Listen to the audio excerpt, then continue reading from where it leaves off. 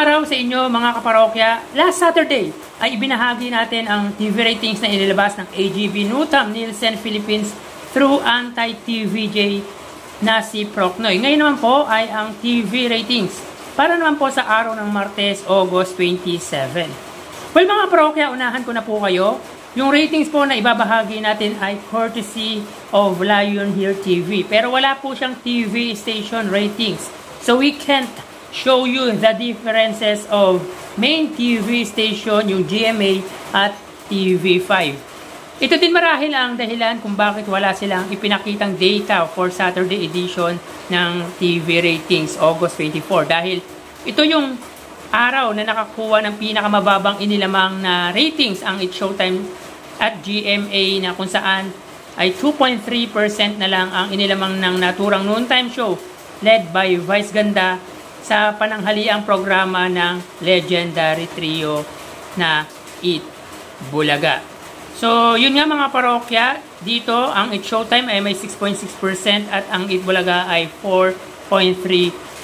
Again, ito yung pinakamababang inilamang or iniangat ni Vice sa Tito Vic and Joey buhat nang lumipat ang noontime show ng ABS-CBN sa dati nitong katapat na GMA Network. And at the same time mga kaparokya, yung 0.4% na inilamang ng GMA sa TV5 kung saan nakakuha ang GMA ng 4.3% at ang TV5 naman ay 3.9%. Yung 4.3% ay pinakamababa na ng GMA mula nang naging bahagi ng kanilang bakuran o ng kanilang TV station ang noontime show ng ABS-CBN. At 0.4% ang pinakamababa namang inilamang nito against TV5. So bakit si Procnoy may data, ang Lion Here TV wala? Ginagawa ba nila ito para hindi makita ng followers nila? Well mga parokya, tanging ang Lion Here TV lang ang nakakaalam niyan. So wake up tayo sa araw naman ng Lunes, August 26. Ito po ay courtesy kay Procnoy mga parokya. Ang It's Showtime ay may 7.9% at ang Eat Bulaga ay may 4.4%. At kung titingnan dito, ang pagitan ng main TV network which are GMA at TV5 ay angat ang kapuso ng 1.7 sa kapatid network. So dito ay wagi ang Eat Bulaga dahil na-meet nila ang TV ratings average nila na 4%, samantalang ang It's Showtime naman po ay hindi nila nakuha ang TV ratings average na 8.4%. So, mapunta tayo sa araw ng Martes, August 27.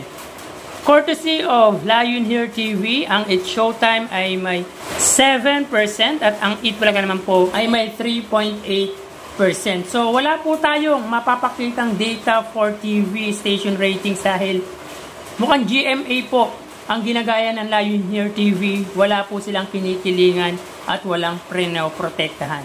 So again dito, wala pong nanalo dahil both noontime show ay hindi po na-meet ang average TV ratings nila na 8.4% para sa It's Showtime at 4% naman po sa Eat Bulaga. Actually mga parokya, hinihintay natin ang ratings mula kay Procnoy kasi detalye yung kanya. Anyways, let me show you the ratings from Lion Here TV. Kung saan makikita dito ang data mula August 23 or 22, 23, 26, 27. So dito makikita po natin wala po yung araw ng Sabado, August 24. Kung saan yung inilamang ng GMA ay 0.4% na lang. I mean ito yung sinasabi kong wala silang ipinapakitang ratings for Saturday edition samantalang ang anti-TVJ ay meron. So para sa akin ay unfair yun sa mga followers ng Lion Here TV. Kaya mga kaparokya, kahit anti-TVJ si Procnoy ay pasalamatan natin siya. Anyway mga parokya, dito ay wala pong nanalo at sabihin na natin yung dalawang noontime show po ay natalo dahil hindi po nila na-meet ang kanilang TV ratings average. So again mga parokya, mag-ingat po tayo dahil tuloy-tuloy po ang bugso or pagbuhos ng ulan dahil sa habagat. So tara ating alamin ang online viewership sa araw ng Lunes, September 2 ng dalawang bigating noontime show. Para sa Eat Bulaga under TVJ Facebook page na may 2.5 million followers at sa It's Showtime naman na may 18 million followers.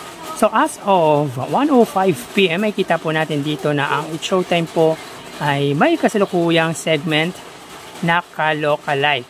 Samantalang ang Eat Bulaga naman po, sila po ay may segment na Sugod Bahay Mga Kapatid.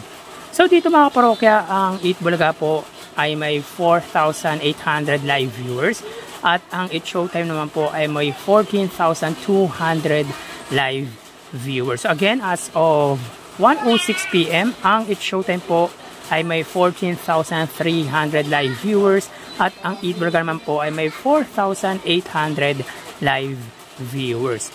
So mapunta naman po tayo sa TV Network YouTube channel at tunahin po natin ang Eat Showtime.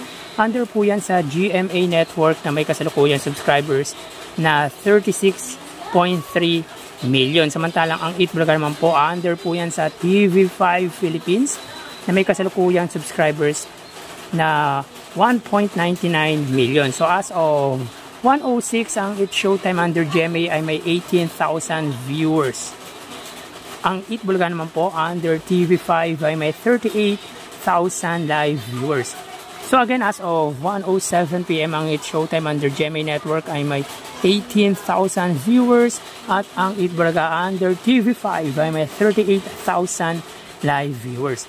So mapunta naman po tayo sa main YouTube channel ng dalawang noontime show para po sa Eat Showtime. Under po yan sa ABS-CBN Eat Showtime na may kasalukuyang subscribers na 2.35 million. Samantalang ang Eat Bulaga naman po under Eat Bulaga TVJ YouTube channel na may kasalukuyang subscribers na 1.09 million. So as of 1:07 PM, ang Eat Showtime, sila po ay may 100,000 live viewers. Ang Eat Bulaga naman po, sila po ay may 74,000 live viewers. So again, as of 1:07 PM, ang Eat Showtime, sila po ay may 100,000 or 101,000 viewers at ang Eat Bulaga naman po ay may 74,000 live viewers. So bali, ang total na nakuha ng dalawang noontime show ay... Mga kaparokya, bago natin bigay ang total live viewers ng dalawang noontime show, ay humiling ako na pakisubscribe ang aking YouTube channel. Pakiclick ang bell icon para una kayong ma-notify sa mga bagong video na ilalabas ko. At pakidamay nyo na din na i-follow ang aking Facebook page na Mega TV at ang aking TikTok account na Kaparokya TV. Maraming salamat! So bali, ang total na nakuha ng Eat Showtime ay 133,000 viewers.